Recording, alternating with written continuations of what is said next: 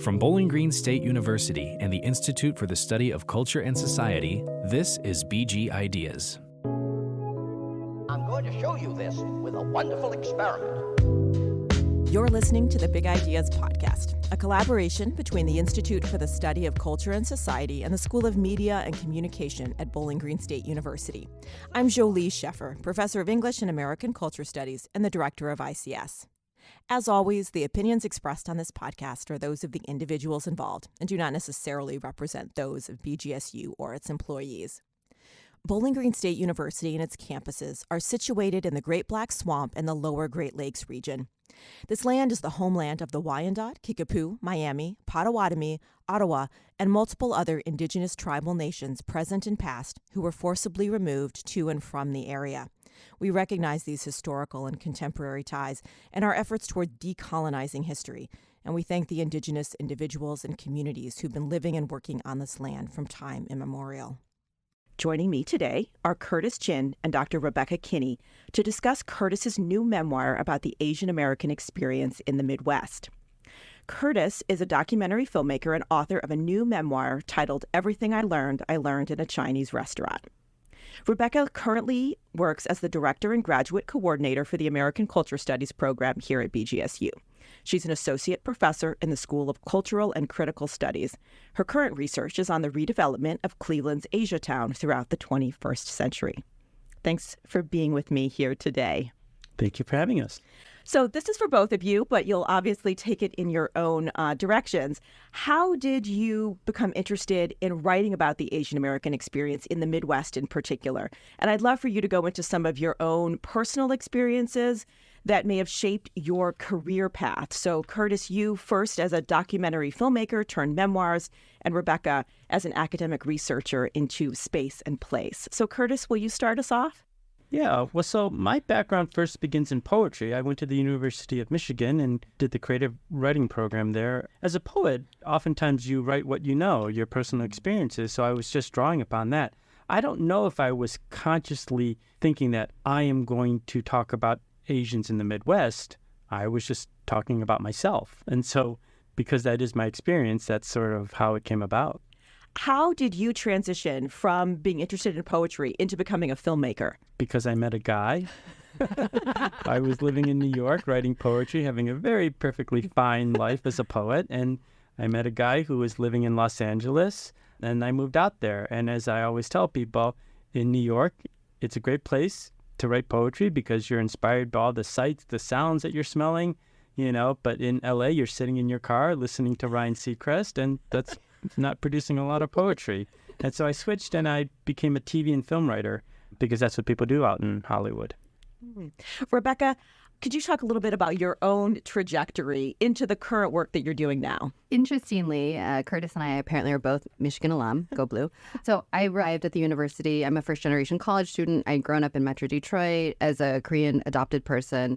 And when I got to the University of Michigan, I was really interested in learning about myself and my communities and trying to understand where I came from.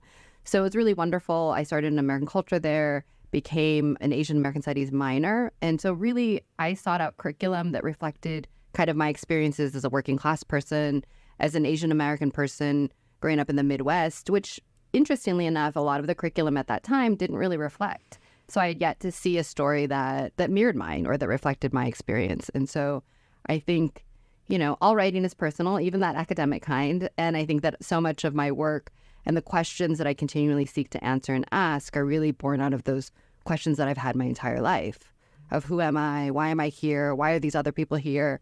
How do we, get to know one another? Those types of things. Curtis, you've done different kinds of writing and documentary filmmaking.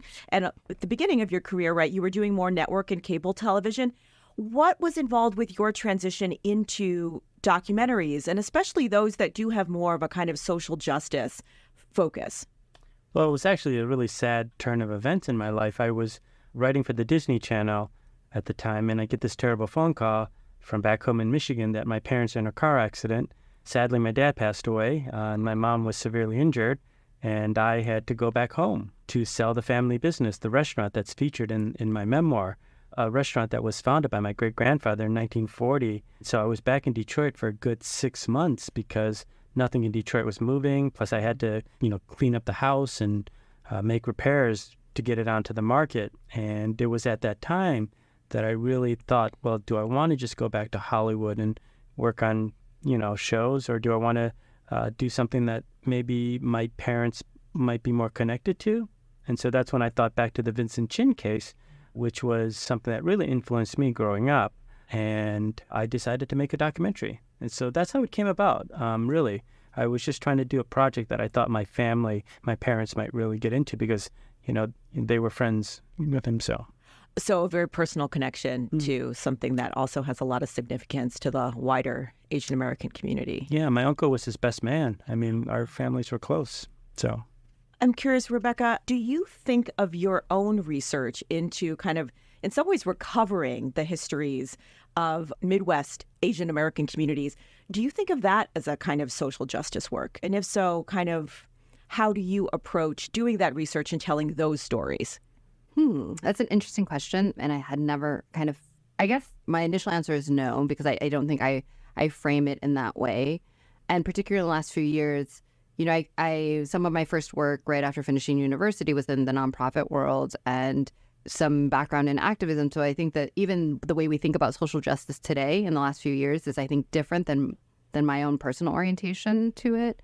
So I think really of my work as a storyteller. And so really thinking about how can I tell my story? How can I tell other people's story? And again, we don't often think about academic researchers as storytellers, but I do think that so much of my work and my research is really engaged in, listening to other people speak, having them share their experiences. And then from what they've shared with me as these gifts of information, of history, of past, really thinking about how can I weave a narrative of a community or of a place. So I'm not sure if that's social justice necessarily, but I do like to think that I am giving both the people that are sharing with me their histories a place to see themselves reflected, whether from a narration or from seeing their stories in print, those types of things. A connection between your work that strikes me is kind of really involving your participants in some way in helping shape the story. I wonder if there's any more either of you wants to say about kind of how that is a part of your practice and why you think it's important to involve, that it isn't just your own voice, but it really is the voices of the communities that you're telling stories about. Well, definitely in writing the memoir, I had to involve my family. So I had to double check things with them. It's not like I gave them veto power over the book, but I wanted to at least confer with them and see, hey, what were your thoughts about this? Because sometimes when you have these conversations with them, they actually jar things in your own memories that you weren't necessarily thinking about. And so I think it's great to solicit the input of the people around you. It's really interesting working on finishing up this current project on Cleveland's Asian American community. And so many of the narrations there that I was able to listen to and hear from folks was people telling me about their experiences growing up in Cleveland, for example, as, one of the only Chinese Americans or Asian Americans in their classroom. And it's really interesting because for so long I thought that was a story of an adopted person. And my next project on transnational, transracially Korean adopted folks, frequently recount this story of being the only. And then I realized, actually, maybe this is an Asian American Midwestern common experience of what is it like to grow up in a primarily Black place or a primarily white place and be one of the few or the only Asian Americans. I'm curious, what for each of you is distinct about growing up in Detroit as an Asian American person? Are there ways in which that city and its histories really shapes your approach to your subject? For me, I think back on my family's long history of being in the Midwest, arriving as early as the late 1800s, and how there have been Asian Americans in this part of the country, because a lot of the other things that I was reading about Asian American history was really focused on the West Coast, like California or even New York on the East Coast. But knowing my own family's history and how, Asian Americans had been in this part of the country, that was both exciting for me, but also a sense of mission, right, to look at that. I do think that there are some unique things about being in the Midwest, but also specifically because my family had been here for multiple generations in terms of the way I approach Asian Americans or this idea of Asian American. The Chinatown in Detroit, the new Chinatown that I grew up in, the one that was on Cass and Peterborough, was actually pretty Pan-Asian. It was first developed by the city as an international district. So in addition to a large number of Chinese, you actually had Indians, Filipinos, Afghans living in the area. And even like, when I went to school in the suburbs, right, you'd always look for the one other Asian that was in your class, right, whether they be Korean or Taiwanese or whatever. And so I've always thought of myself more as Asian American than Chinese American because I recognize that, I have a connection to these other Asian ethnicities. And so I don't know if that's because my family's been here a long time and because I'm not as culturally tied to China, like I don't speak the language, I don't have any relatives over there, that maybe my sense of connection has always been with other Asian Americans, maybe second, third, fourth generation Asian Americans too, because I feel like I have more in common with them. So I think maybe those two themes, right, being in the Midwest, but also being a family that's been here for multiple generations and having Pan-Asian like family members, whether they be Indian, Vietnamese, Japanese, I've always just been very comfortable calling myself Asian American. What about for you, Rebecca? So that's an interesting question. And, listening to Curtis talk, it's these things that I can't. Sometimes I think, oh, that's my experience. But it's really kind of this interesting thing when you have this experience that you think is yours alone. And then you realize, oh, actually, maybe that's part of this larger identity of growing up in a place like Detroit versus LA versus New York. And I, too, claim a very strong Asian American identity as opposed to Korean American identity. And so I think one of the really interesting things about growing up in Detroit is just this backdrop of two amazing industries, both the auto industry and the Motown music industry. And so those pieces of fabric are, I think, I don't want to speak for Curtis, but I think that those are just kind of, you breathe it, you eat it, it's in the ether. And those are very, to me, kind of Detroit, Rust Belt, industrial, post-industrial kind of recognitions that people don't often associate with Asian Americans. And I think that those things make me feel the most Detroit. I think Curtis and I first met for the first time while eating a coney dog. I'm pretty sure it was at Lafayette. I think Of course it was Lafayette. I think you like Lafayette. Where else would you go? We ate coney dogs and drank burners, right? And so I think that there's just some things that are just very Detroit, and I really love that experience. And so, the joke is, even if you don't work in the auto industry, everyone works in the auto industry, right? So this idea that it's just part of our lives in a way that's both good and bad. Curtis, your article in Bon Appetit called Detroit's Chinatown and Gayborhood Felt Like Two Separate Worlds, Then They Collided, was recently selected for Best Food Writing in America 2023. Could you talk a little bit about what led you to write about your experience growing up, both queer and Asian, and how it's shaped your understanding of both communities and maybe also connecting to your memoir? Well, first of all, I have to say I did not come up with that title. That's the hot take from the editor, the lead. That story is actually I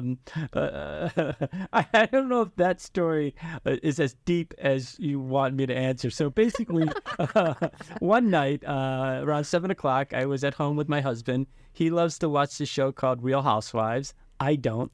But so I sit there with him, and I oftentimes will check Twitter. And someone said, oh, Bon Appetit is looking for essays, but you have to submit your pitch by tomorrow at 5 p.m. So I'm sitting there at 7 p.m. the night before, and I just quickly said, okay, I just whipped off something literally like in 10 or 15 minutes, just some idea, thinking about like my childhood. It actually was not a story in my book because I wanted a different story, right? I didn't want to pull from that. So I sent it over to them. The next day rolls around at 5 p.m. They send out another message saying, okay, we've received thousands of pitches. We will get back to you if we're interested. 7 o'clock rolls around, and I get this email. It's a 24-hour email, right, later, saying, oh, the email that you sent it to does not exist. So it turns out I sent it to Bon Appetit instead. And so I quickly dropped the E, and then I sent it over to them, and they accepted the next day. And so the moral of that tale is, A, study your French, but B, even if there's a deadline out there, you can always get by, right? Like, let them say no. And so just keep pushing ahead. But in terms of the question of it wanted to explore that was something I wanted to do with my book in general, right? Because I felt like we're at this moment in our country where we're really looking at racial identity, queer identity, religious, all these things, right? And in some ways it's divided our country even more so, but these are necessary conversations for us to have. But I want to figure out a way of having these talks in a way that brings us together and not drives us apart. I think, Curtis, your story speaks to the fact that we were raised speaking Detroit French. Okay, maybe. Rebecca, given your own research and personal experiences in Detroit, is there anything that you wish more people understood about the Asian American community in the city and its role within the Rust Belt generally? Yeah, I mean, I think that, when I moved from Metro Detroit in the early 2000s, people were fascinated that an Asian American person was from Detroit. And I think that, a few things there, like every community, where the Asian American community is incredibly diverse. Anybody who's ever taught Asian American studies or taken an intro to Asian American studies class realizes that the reasons that Asian Americans are Asian Americans have, multiple different reasons for migration, both forced, voluntary, involuntary, over distinct time periods and places. So I think that, Detroit's Asian American community, like Asian American communities everywhere, is really multi-layered in terms of its history. I think, as Curtis alluded to, for his family, some of the earliest Chinese migrants, for example, are in places like Detroit because they were fleeing racial terror after the conclusion of the building of the railroads in the late 1800s. Some newer migrants, like from Southeast Asia, there's a large Hmong American community in Detroit, came, seeking refuge after a war that they were implicated in because of the U.S. military presence in Southeast Asia.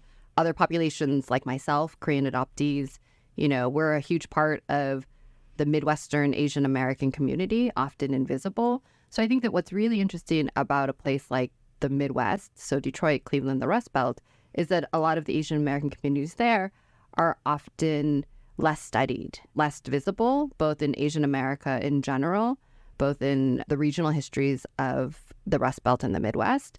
So there's a lot of really great communities, people, stories that I wish people would know more about. And so work like Curtis's is really amplifying and telling those stories, which I'm really appreciative of. Curtis, your documentary series, Our Chinatown, focuses on the lives and histories of America's Chinatowns and those who have devoted their lives to preserving those enclaves. How did you approach that project in terms of complicating, adding to existing depictions of Chinatowns? What were you hoping to change about the story that audiences may or may not already know? Well, it's the way you've described it, like it's an active series, but it's really not. It was a documentary that I was in the process of making. We were about 80% done filming before COVID hit, and then we had to shut down. And so what I did was I took as much of the footage that I had and turned them into short films, including one on photographer Corky Lee, which had a really great festival run, and we're just in the final stages of negotiating with American Masters on PBS to air. Right. So I don't want to overplay that as an ongoing series because I don't want people Googling, looking for it, and then realizing, oh, it's just 2 or 3 short films. You know what I mean? So, but in terms of the idea of Chinatowns and their significance and what I wanted to do with it is that I think that the history of Asian Americans and most immigrants that first came to this country is a very working class, lower income thing, and they're represented by the formations of these Chinatowns. I think that with the immigration patterns of the United States, particularly in 1965, where we started favoring people of, college background, maybe more economic means, that's really shaped the community in a lot of ways in the most recent decades. And in some ways, when you look at coalitional politics with other people of color, for me, it's very important to remember that Asian Americans also have a working class background. We came, you know what I mean? Because we weren't affluent, because we didn't have college degrees and things like that. And so I feel like that's led to some tension, and I want communities to understand that is the longer history of Asian Americans. I mean, maybe the last 50 years has changed it a bit, right? But no, our much longer history is one of discrimination, of strife, of living on the margins, of having to scrounge and be scrappy as we could, right? And so that's why this area is really ripe for me, not just creatively and artistically, but also politically, right? Because, I like fighting for the underdogs. So, yeah. You know, one of the things that you're both talking about is that kind of working class, submerged working class history. That's such a part of Asian American history. And It's about Detroit history, too. And I Detroit think maybe that's specifically, why. right? I'm wondering how each of you in your respective work are thinking about the model minority myth and complicating that story as part of telling that working class history. Is that something you are consciously thinking about? And if so, maybe Rebecca, first you could sort of explain for listeners who might not be sure, what do we mean by the model minority myth? And then how in your own work are you trying to confront and complicate that story? Mm-hmm. So the model minority myth has actually two different origin points. So previously, kind of the standard definition and origin really looks at the mid-1960s.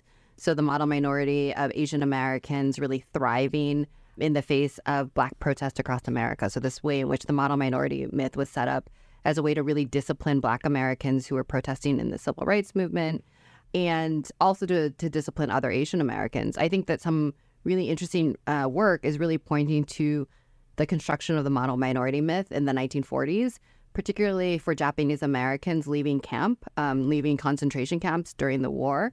Interesting point of Midwestern origin is that, you know, as Japanese Americans living on the coasts in California, in Oregon, et cetera, moved from the exclusion zone to concentration camps in the interior, very shortly after incarceration started, people were able to leave camp if they were moved to someplace in the Midwest, like Detroit, like Chicago, like Cleveland, because at that same moment, the arsenal of democracies that were, you know, the industrial places in these cities really needed workers. So there is kind of a maybe an earlier emergence of the model minority myth, right? So come to these cities, do good work, keep your head down, which for many Japanese Americans leaving camp, that was precisely what they did, right? As would make sense given the context. So those are kind of the two origins that we think about for the model minority myth. My work on spatialization, particularly of Asian American communities, is really important and builds on works like Yoon-Mi Chang, who argues that the idea of the ethnic enclave, for example, is really a spatialization of the model minority myth. Because as Curtis was just alluding to, you know, most Asian immigrant communities, particularly that were settling in the late 19th, early 20th century, were places where people were working class, working poor, where there was not a lot of, you know, structures, infrastructure services like education, health. There were conditions of overcrowding. People were really marginalized because of racial discrimination, anti-Asian racism, nativism. But in those same moments that we see in the 21st century of, you know, the celebration of Asian ethnic enclaves as separate and different from quote unquote ghetto. So this idea that the enclave, according to Yoon-Mi Chang, is really this spatialization of the model minority myths set up in juxtaposition to the idea of ghetto, which is usually associated with Black Americans or Latino Americans. So I really wanted to be attentive to that. But did Chinatowns always have that positive connotation, or did that switch, like you're saying, in the 40s? Yeah, so it was a shift. So historically, no. Historically, even the idea of Chinatown in most places outside of, you know, San Francisco and LA, where there was a really large population. So the Chinatowns in most cities were really multi-ethnic, multiracial, heterogeneous spaces that were, you know, deemed fun to visit for food and adventure, but not, you know, to live in. And they were often the vice districts. So if you look at, you know, Chad Heap's work on urban slumming, or any work on early New York, early 20th century New York, these were often spaces where extra legal affairs and businesses and commerce took place and were held and, you know, were considered okay to do. And they were also, you know, often the places with dilapidated housing, absentee landlords, all of which were not because people of color and working folks and immigrants chose to live there, but that's where they were were able to find access to housing. And often restricted to those neighborhoods. Yes. Right. Mm-hmm. Curtis, for you, is the model minority myth something that you are thinking about in your work and complicating that story? I don't think I talk a little bit about it in the book, but very, very small. I guess unless you consider being a Republican model minority, because in the book, and in my defense, this was the 80s when Ronald Reagan was really popular. And, you know, one of the accusations against stereotypes against Asian Americans is that we're not very loyal to America, right? So I was going to disprove that, and I was going to out-patriot the white kids at my school So I became the Asian Alex P. Keaton, if that means anything to you. Yes. And so I was class president of National Honor Society. I co-founded the Young Republican Club, the Students Against Smoking. I went to Boys State. I was a total monster. But if that's what you mean, I mean, yeah. So I knew that playing that role helped me fit in, even though I knew, well, I don't know if I knew instantaneously, because I in all honesty, I did buy into that to some degree, that whole idea. But then, as you get older and you start getting challenged by specific policy issues and things like that, and I talk about this in the book, like specifically there were 3 A's. The first was apartheid, the second was AIDS, and the third was abortion. That really forced me to shift my identity and ask myself, what are my values, right? What is this mask I'm wearing? Is it really something, that's who I am? And it's not, and so that's when I saw the light at U of M. We're going to take a quick break. Thanks for listening to the Big Ideas Podcast. Question. Answer. Discussion. If you are passionate about big ideas, consider sponsoring this program. To have your name or organization mentioned here, please contact us at ics@bgsu.edu. Hello and welcome back to the Big Ideas Podcast. Today I'm talking to Curtis Chin and Dr. Rebecca Kinney about the Asian American experience in the Midwest. This is for both of you. As we know, throughout the COVID-19 pandemic, we saw a rise across the U.S. in anti-Asian hate crimes.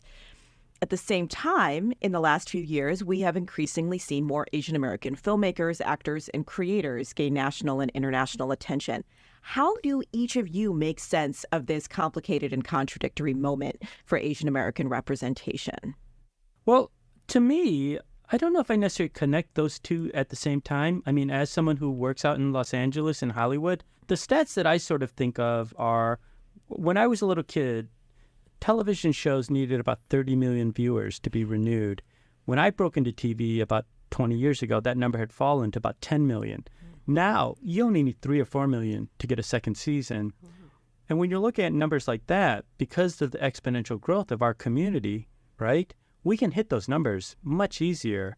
And so therefore, in Hollywood, which is now also, because of streaming, has gone from only 70 to 80 shows in production at any time to over 400, there's just a thirst for material.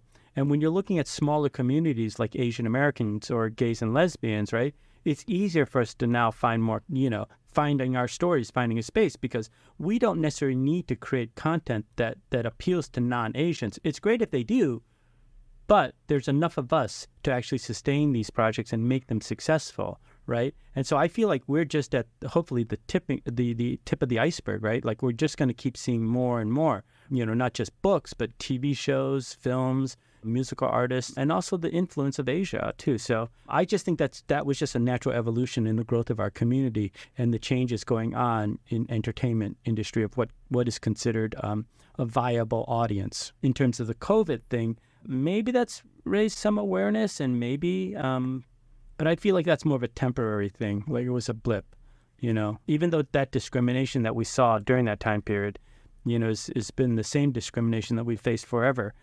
I feel like the other factors influencing the increase in Asian representation is much more sustainable and much larger.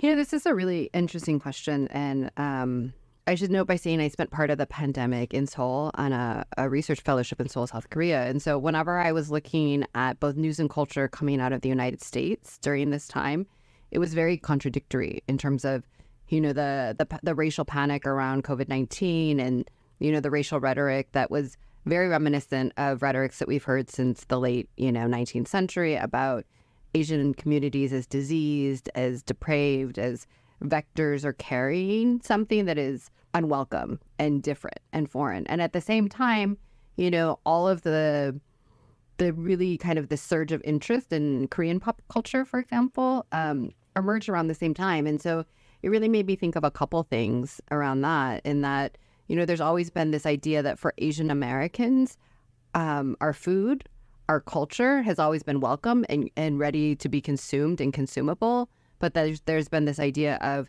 but our people, as welcome and as ready to be kind of incorporated into the fabric of the country is kind of one thought on that. And then in particular with my community partners in Cleveland, because of the impact on the restaurant industry in particular during the pandemic. It was really hard times for many small business owners in Cleveland's Asiatown, for example, I'm assuming, ethnic enclaves or Asian American spaces across the U.S., across the world, in terms of folks who run service-oriented small businesses like restaurants, like, shops or salons. And so that was also really complicated to see this rise in the desire or the consumption of popular culture-related things, but the kind of reluctance of many people to patronize businesses that were owned and operated by Asian Americans. So I found it to be, at least looking from the outside, from my space in South Korea at that time, a really contradictory kind of experience or moment. Both of you in your work are, as we've talked about, really trying to complicate and change perceptions, right? That kind of maybe mass media versions of what does it look like to be Asian American? What are Midwestern cities like in relationship to ethnicity? I want to come back to your memoir, Curtis, and talk a bit more about that and what inspired you to write that now, and what were some of the things you wanted your readers to take away?